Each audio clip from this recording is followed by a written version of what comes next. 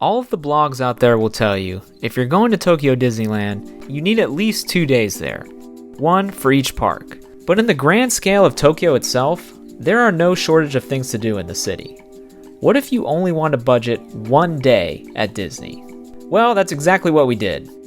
And the goal of this video is to show you what's realistic, what's possible to accomplish with just 1 day at both Tokyo Disneyland and Tokyo DisneySea. First, I think it goes without saying, but get there early, before the park even opens. Chances are, there will already be a line when you get there, even in the rain. Once we got into the park, other than buy as many souvenirs as possible, our strategy was to ride the rides unique to the Tokyo parks, or at least the ones that we don't have in our closest park, Disneyland Anaheim. So that meant we prioritized Pooh's Honey Hunt,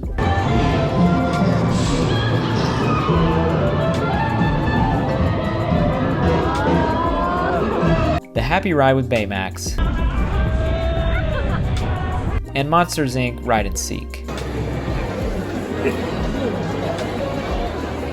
All of these rides were fun and recommended. How many times can you go to a Disney park and have every ride be totally new? Hands down though, my favorite ride of the entire trip was the Enchanted Tale of Beauty and the Beast. Taking you through what is essentially the entire story of Beauty and the Beast, this ride is something special, and the quality is what I hope all Disney rides will aspire to.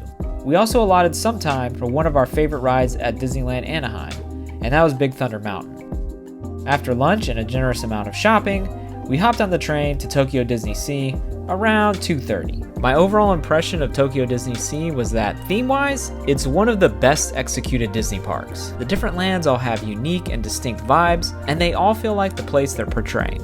Speaking of themes, we stuck to the same one we had at Tokyo Disneyland, and prioritized the rides that were unique to the park. That meant we rode 20,000 Leagues Under the Sea,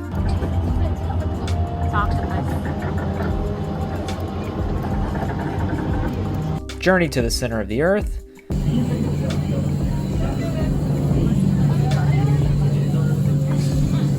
Sinbad's Storybook Voyage,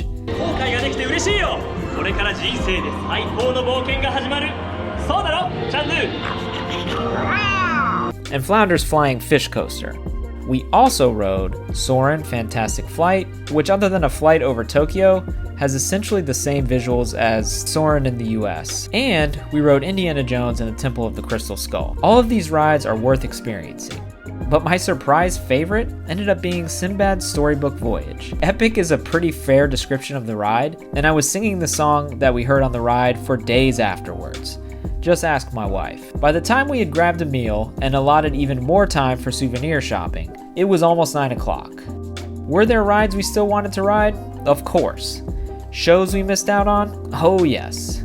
But we felt satisfied with what we had accomplished, given the time we had allotted for Disney on our overall trip. I would recommend getting whatever version of Lightning Lane is available for your trip if you're using a day for both parks. It's an extra cost, but it's the best way to be effective with your time, which I thought we were. We also got lucky that all of the rides were working properly and not broken down, though some did go down temporarily. Overall, I highly recommend visiting the two parks if you're a Disney fan. If you have more time to spend there, take it. But hopefully this will give you a better idea of what you can accomplish in just 1 day.